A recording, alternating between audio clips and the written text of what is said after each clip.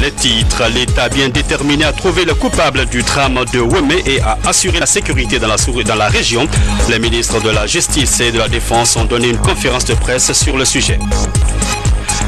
La riposte à l'épidémie d'Ebola, c'est toujours la levée de bouclier. Russell offre un dispositif capable de faire en 20 minutes le diagnostic de malades guéris. Science, le robot Phila s'est posé sur la comète Chury. Il est sur ses 2 pieds au lieu de 3, les antennes bien en l'air et il va bien, rassure l'agence spéciale européenne.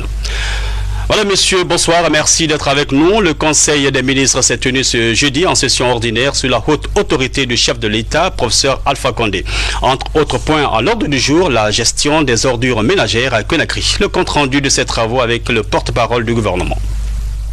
Sous la haute présidence de son Excellence, le professeur Alpha Condé, président de la République, le Conseil des ministres a tenu sa session ordinaire ce jeudi 13 novembre 2014 de 10h à 12h45 autour de l'ordre du jour suivant. 1. Message de son Excellence, Monsieur le Président de la République. 2. Compte rendu de la session ordinaire du Conseil interministériel tenu le 11 novembre 2014. 3. Divers. Au titre du premier point de l'ordre du jour, le président de la République a demandé la mise en place d'une commission interministérielle chargée d'analyser les offres faites par les différentes entreprises intéressées à la gestion des déchets de la ville de Conakry. La commission devra prendre en compte tous les aspects de la gestion allant de la collecte au traitement des déchets. Le chef de l'État a invité le gouvernement à accélérer les travaux d'aménagement du site de Kouria afin de procéder rapidement au déménagement des parcs automobiles encombrant Conakry. Il a demandé au ministre en charge de l'énergie de prendre les mesures nécessaires pour l'éclairage de certains stades et espaces publics afin d'abriter les spectacles nocturnes en attendant l'aménagement de sites appropriés.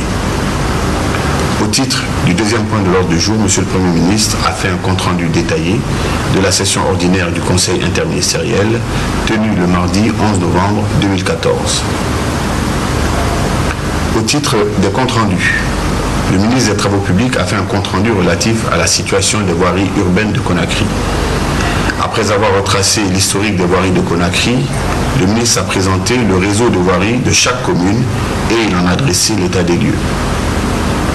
Il a ensuite fait état de l'avancement des travaux routiers urbains en expliquant qu'il y a 165 actions en cours au niveau de la Direction nationale de l'entretien routier.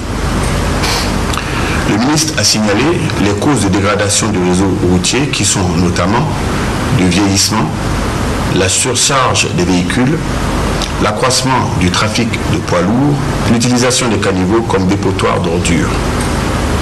Le ministre a enfin présenté les perspectives pour l'année 2015 qui vont des études d'aménagement de certains carrefours au financement du maillage de Conakry avec la construction de 5 ponts de liaison. Au terme des débats, le Conseil a invité le ministre à soumettre à une prochaine session un compte-rendu détaillé faisant ressortir une cartographie des routes, les voies prioritaires et la stratégie à adopter sur le court, moyen et long terme. Tout ceci permettant la modernisation de la voirie urbaine de Conakry. Les ministres en charge de la justice, de l'environnement, de la ville, de la sécurité, de la santé, du tourisme, des sports et de la jeunesse ont fait un compte-rendu des travaux de la commission interministérielle relatif au niveau d'exécution des décisions du Conseil extraordinaire du 30 juillet 2014 suite au drame survenu à la plage de Robané. Le ministre de la Justice a indiqué qu'à ce jour, la procédure d'information est au stade du règlement définitif devant le parquet pour son réquisitoire et la chambre d'accusation va être saisie pour son arrêt de renvoi devant la cour d'assises prévue dans 2 semaines. La ministre en charge de l'environnement a fait un compte-rendu sur l'identification de sites aménageables en bordure de mer et la réalisation des centres de loisirs d'intérêt public. Elle a souligné qu'une équipe interministérielle a identifié des sites et recommandé, entre autres, l'aménagement des sites balnéaires de Soro, de Bel-Air et d'autres sites, le déguerpissement de constructions privées sur le site de Kaporo en vue d'aménager un jardin d'enfants type 2 octobre. Le Conseil a demandé à Madame la ministre d'approcher les départements concernés pour soumettre un rapport détaillé relatif à l'aménagement d'un ensemble de sites répondant aux critères de centres de loisirs d'intérêt public. Le ministre en charge de la jeunesse a fait le point sur l'état d'avancement des travaux de construction de 14 maisons de jeunes à Conakry et à Télémélé. À ce titre, il a été indiqué qu'à date, seules 3 maisons de jeunes sont achevées et inaugurées. Le Conseil a demandé au ministre en charge des Finances et du Budget de s'associer au ministre en charge de la Jeunesse pour présenter un rapport technique et financier en vue du redémarrage de la construction des autres maisons de jeunes. Le ministre en charge du Tourisme a fait un compte-rendu relatif aux modalités et conditions de délivrance des agréments pour les hôtels. Il a également présenté les normes sanitaires et les déterminants relatifs au contrôle sanitaire dans les hôtels et établissements assimilés. Il a décrit les étapes de la procédure de délivrance des agréments et évoqué le respect des normes de prestation et d'hygiène et le contrôle de l'application de la réglementation dans les structures hôtelières. Le Conseil a invité le ministre à soumettre un rapport de l'état actuel des hôtels et établissements assimilés. Le ministre en charge de la sécurité a fait une communication sur la recherche de solutions à la sécurisation des plages et des lieux de spectacle. Il a proposé des mesures visant les points suivants. Le renforcement de la réglementation hôtelière et touristique en rapport avec les instruments juridiques régionaux et internationaux. La mise en place d'un dispositif de sécurité cohérent. L'adoption d'un certain nombre de mesures préventives avant toute organisation de spectacle.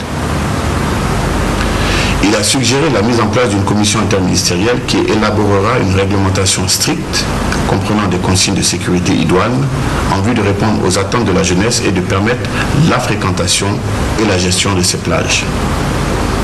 Le Conseil a favorablement retenu cette proposition en demandant à la dite commission de soumettre son rapport à une de ses sessions. Le ministre de l'Enseignement préuniversitaire et de l'Alphabétisation a fait un compte-rendu de la réunion de concertation avec les partenaires techniques du système éducatif sur les préparatifs de la rentrée scolaire 2014-2015. Le ministre a rappelé que les ministres en charge de l'éducation et de l'enfance se sont dotés d'un plan général de la contagion et la propagation de la virus Ebola en milieu préscolaire, scolaire et universitaire. Ce document a été partagé avec l'ensemble des partenaires, y compris l'OMS, le comité interministériel et de la coordination nationale de la lutte contre Ebola. Sensibiliser le monde du milieu éducatif sur les dangers de cette maladie. Toutes les structures de l'éducation, de kits de lavage des mains et systématiser les mesures préventives. Que toutes les localités du pays ne sont pas couvertes en matériel et kit, malgré les engagements pris par les partenaires. Il a enfin évoqué et donné la suite du chronogramme de 80 000 enseignants en situation de classe, l'installation de kits de lavage des mains, du calendrier scolaire pour l'achèvement correct des programmes d'études, le renforcement des capacités des infirmeries scolaires et universitaires, l'évaluation. À la fin des débats, le ministre pour le travail déjà fait, il a encouragé à poursuivre les efforts pour une rentrée scolaire dans les meilleurs délais. Au titre de l'examen de texte, l'État a chargé des mines et de la décret portant mise en place des dossiers des projets. Le ministre a un dispositif et la mise en place d'un guichet unique permettant la délivrance de tous les permis pour favoriser la réalisation rapide des grands projets miniers dont le montant des investissements est supérieur à $1 milliard américains. Il s'agit notamment d'un comité interministériel de suivi des projets miniers intégrés, d'un comité technique d'appui et d'un secrétariat permanent du comité technique. Le Conseil a approuvé le texte sous réserve de la prise en compte de certains amendements retenus par le Conseil interministériel du mardi 11 novembre 2014. Par ailleurs, le Conseil a instruit les ministres en charge de la sécurité, des transports, de l'administration du territoire, de la ville, à approcher l'Union des transporteurs routiers en vue de réactiver le dispositif qui avait été mis en place pour le déguerpissement de l'emprise publique. Avant de lever la séance, le président de la République a donné de larges informations sur l'évolution de la lutte contre le virus Ebola et la situation politique sous-régionale. Le Conseil des ministres. Oui, mais cette sous-préfecture de Nzerekouré est-elle militarisée?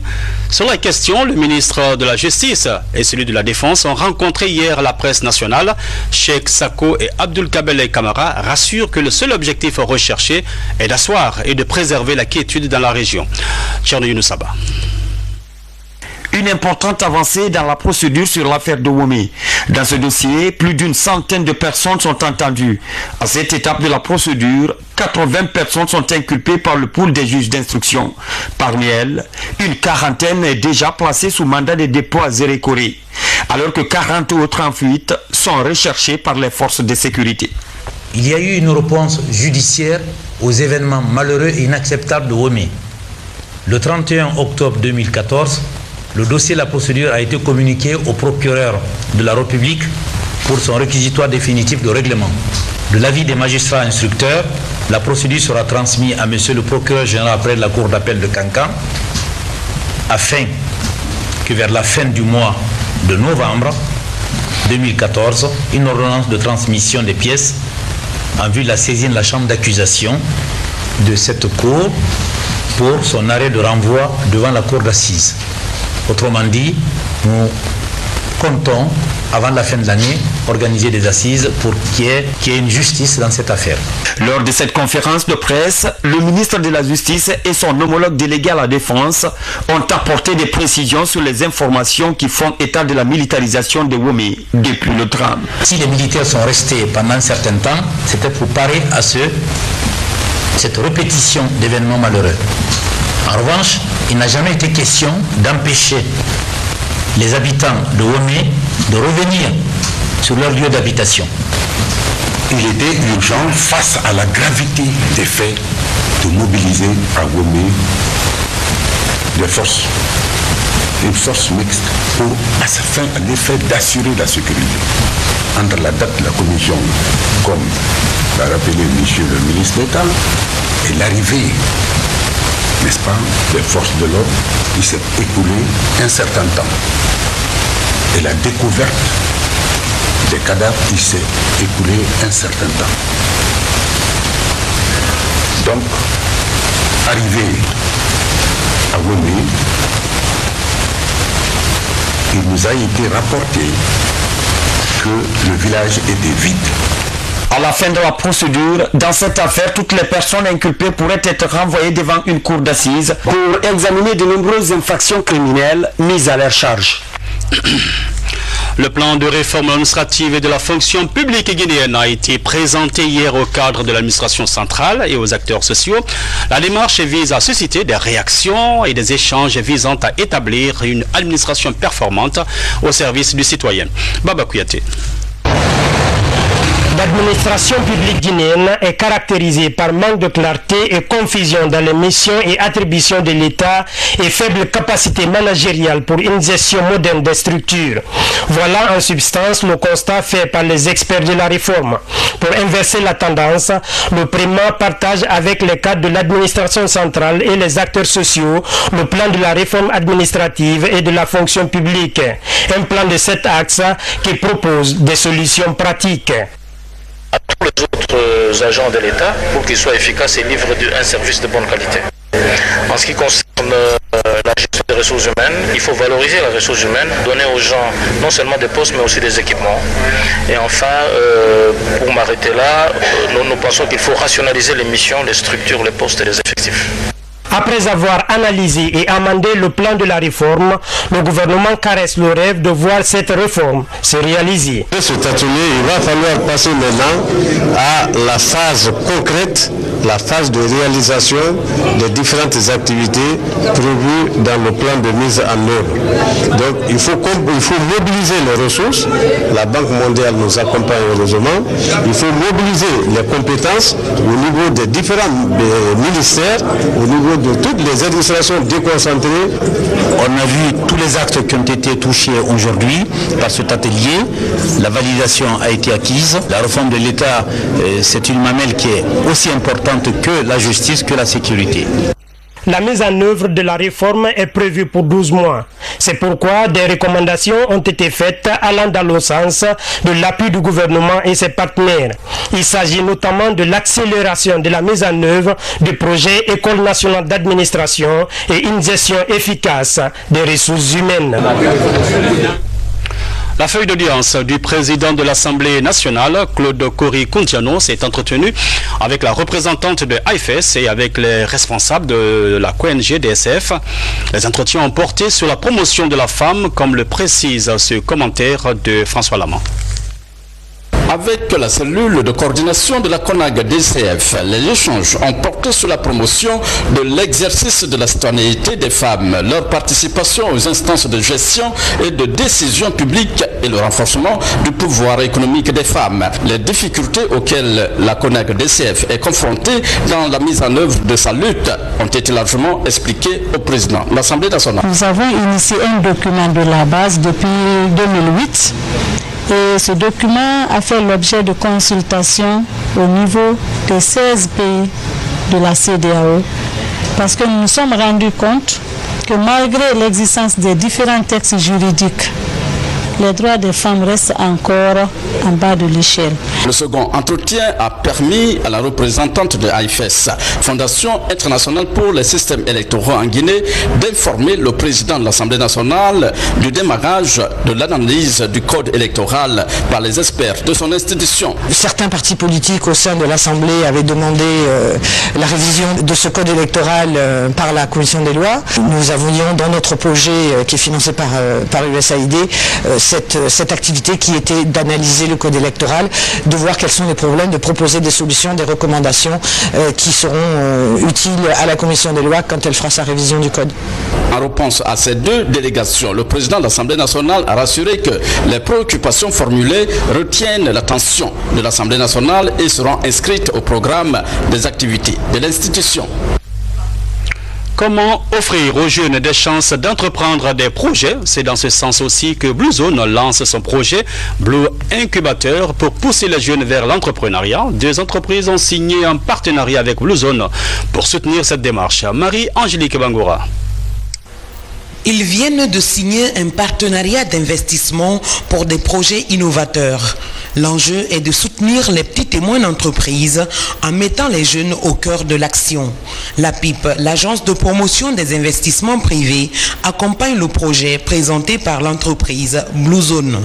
La Guinée avance. Le secteur privé, qui est le moteur de la croissance, est véritablement une des priorités du gouvernement et cela a été signifié par le président de la République, le professeur Alpha Condé. Et nous sommes là pour appuyer ces efforts-là. Et il y a beaucoup de choses qui vont en découler, qui découlent déjà. Nous avons déjà appuyé plusieurs entrepreneurs et je pense que des projets innovants comme cela vont dans le bon sens. Le Blue Incubateur, nom du nouveau projet de la Blue Zone de Kaloum, prévoit une ouverture sur le monde entrepreneurial. Il favorise l'émergence des projets et encourage les jeunes talents dans la création. Le principe du Blue Incubateur, c'est un espace qui est mis à la disposition d'entrepreneurs qui doivent partager leurs idées, créer des projets, ensuite être formés à monter un business plan, à trouver des financements, lancent leur projet et ensuite le mettre sur le marché. Et donc il peut y avoir des projets qui sont complémentaires, de création, de marketing, communication. Le projet Blue Incubateur est réalisé avec des entrepreneurs locaux et de la diaspora. Des universités, des écoles d'ingénieurs et des organismes internationaux sont sollicités. Toutes ces différentes structures pourront désormais partager ce cadre de réflexion aménagé dans la Blue Zone de Kaloum pour réaliser un rêve d'entrepreneur. À Koundara, la récolte du riz pourrait ne pas répondre cette année aux attentes des paysans. La cause, une perturbation pluviométrique. Exemple, dans un champ de la Fédération des paysans du Fouta, on pourrait ne récolter que 200 kg par hectare, alors que les attentes étaient de l'ordre de 2 tonnes par hectare. Les explications avec Mohamed Sangron. La récolte du riz cette année à Koundara pourrait ne pas répondre aux attentes des cultivateurs. Une situation due à la perturbation de la pluviométrie dans la préfecture. Conséquence, sur cette superficie de 5 hectares par exemple, la récolte qui était de 2 tonnes à l'hectare de 2010 à 2012 a chuté jusqu'à 400 kg à l'hectare en 2013. Et 2014 pourrait encore être pire. Cette partie superficielle là, qui est un peu abaissée, c'est là où l'eau a un peu stagné. C'est pourquoi il n'y a pas eu beaucoup de mauvaises herbes. Et là où il y a les grandes herbes là, donc c'est là où l'eau n'a pas a beaucoup manqué. Donc c'est pourquoi il n'y a que des mauvaises herbes. Alors qu'il a été traité 2 fois. Le développement du riz est compromis par la poussée vertigineuse des herbes. Contrairement aux autres années, il a plu dès le mois de mai. Le 13 mai, on a eu des fortes pluies et après, il y a eu des interruptions. Il pleuvait une fois par semaine ou une fois par 10 jours, ce qui a réellement affecté la culture du riz. Koundara est une des localités du pays victime du changement climatique. La direction préfectorale de l'environnement en est consciente et envisage des solutions. Cette année, il n'y a pas eu de feu de brousse par rapport à l'année dernière. Pourquoi? Parce que nous avons reçu suffisamment des agents forestiers qui ont été formés à Kankan et au centre Kwame Nkrumah de Kindia. Donc leur arrivée nous a beaucoup aidé sur le terrain. L'installation prochaine du projet de renforcement de la résilience des communautés agricoles face au changement climatique sonne ici à Koundara comme un élément de sauvetage. Le projet couvre les préfectures de Gawal, Mali et Koundara pour une période de 5 ans. Cette brève mission gouvernementale a récemment séjourné à Jeddah en Arabie Saoudite. Cette mission, conduite par le ministre de la Santé, était allée rencontrer l'Organisation de la coopération islamique et la Banque islamique de développement.